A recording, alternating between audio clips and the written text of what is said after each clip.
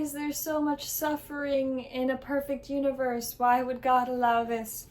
It's a big and important question.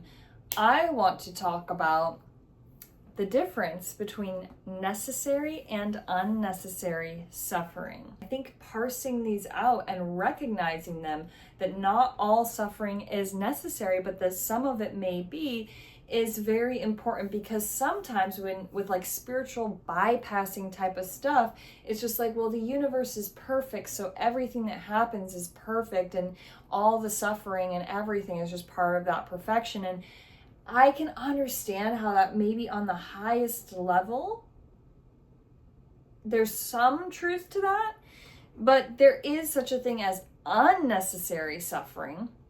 And when I say suffering, that's just the word I'm using. I could use the word pain, I could use the word discomfort, and maybe I'll use those words kind of interchangeably, even though all of them actually have a subtle difference to them. But here's how I'm going to say this, that there is a difference between the pain and suffering and darkness that free will beings cause from ignorance versus the suffering that comes in to correct that ignorance. We do not need to have the level of evil, darkness, pain, suffering that we have in this world. This is not necessary. Our reality could be so much more peaceful, loving, and easeful. Free will beings make choices that have ripple effects and consequences for all. And when a certain momentum of those ripple effects and consequences builds, there can be more and more free will beings that disconnect from their own truth, love, and power to also make decisions that create more darkness, distortion, and ignorance. And we are in a very fallen world where there is so much choice, where people are choosing darkness and ignorance, but at the same time it doesn't even feel like a choice, because we're just born into ignorance. And we make choices because it's all we know. When all you know is pain, suffering, and darkness, and you act out of that place, you're not even aware of what we're doing. So really, it's ignorance. It is ignorance. Evil is ignorance. And I even think even some of the most evil people on this planet are actually a lot less ignorant of spiritual truths than we think. Like, they know a lot about a lot of things, about a lot of science fiction type of things. Time travel, advanced technologies, cloning, all these things, multiple dimensions, what NASA lied about versus what is actually true about our science, what history is distorted and lied about versus what is actually true about our history. And so in a certain way, those evil people that have suppressed a lot, and not even just people, but evil beings within this realm that have suppressed a lot of the truth and the true history and the true science and the true nature of spirituality, like, in a sense, they actually know a lot and are not ignorant of those things. But if they are acting from that place of needing to control and suppress others, they are clearly ignorant of what matters most, the most foundational truth of the universe, which is love.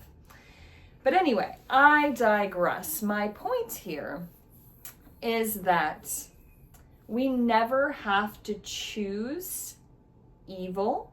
Oftentimes we do, as a momentum effect of living in a world with so much trauma. When people talk about non-duality and how there's no such thing as good or bad, it all just is, I think they're tapping into some deep truths about how God and the universe will use your reality to mirror things to you, and the things that feel uncomfortable or that the human mind or ego might label as bad are not inherently bad if they are leading you closer to the truth. And so that is what I would call necessary suffering, which is when you have unnecessary suffering going on, then what comes in to counterbalance that is necessary suffering. And that necessary suffering is not any kind of punishment. God does not punish. There is no punishment. There is only unconditional love, forgiveness, understanding, acceptance. God sees us for our ignorance and does not judge us for that. but will the self-correcting nature of the universe that is trying to lead us to our own liberation will give us experiences that might be perceived by the human as uncomfortable or difficult or bad, because it is ultimately for the highest good. And ultimately what the highest good is the liberation of all beings back out of their ignorance and into a state of illumination of love. Now, this is different from unnecessary suffering, which is when we choose to make things much harder than they need to be by hurting others, by lying, by acting out of fear, by doing dark things, by falling from grace. We then put out into the universe more unnecessary suffering. And that suffering is still held within a field of unconditional love, and we're not judged for those choices, but they do have an impact and they do matter. So any kind of spiritual teaching that kind of gets you to transcend into like, nothing really matters, like, it's all just the perfection, it's all just Zen and love and light. No, that's not true. Actually, your actions matter a lot. Do you want to create unnecessary suffering? Or do you want to face the necessary suffering to correct the unnecessary suffering? So when God and the universe presents us with painful circumstances or challenges that are meant to grow us, it is ultimately only meant for our liberation so that we don't have to experience the unnecessary suffering any longer. All right, I think that's what I'll say on that. Thanks.